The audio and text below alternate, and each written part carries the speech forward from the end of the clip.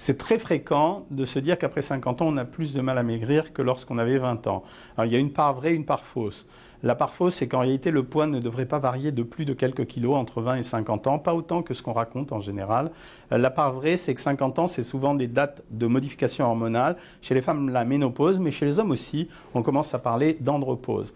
Alors chez les femmes, ce qui va se passer comme mécanisme, c'est qu'il y a une diminution de la masse musculaire, une augmentation de certaines hormones, ce qui va provoquer une rétention d'eau, une rétention de sel, et en même temps, à calories égales, en fait, on ne perdra pas du poids, donc il faudra abaisser légèrement la valeur calorique des régimes après 50 ans.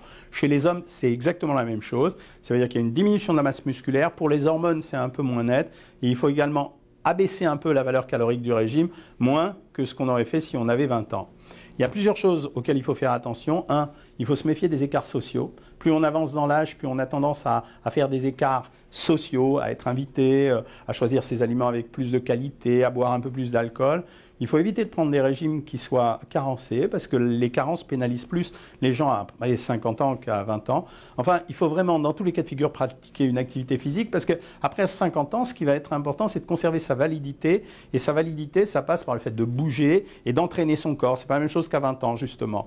Chez les femmes en cas de ménopause, soyez surtout attentives à la consommation de sel, et on ne saurait trop recommander de consulter soit un endocrinologue, soit un gynécologue pour vérifier le bon équilibre hormonal, ce qui peut être vraiment de temps en temps une raison de prise de poids, et ça, on peut l'éviter.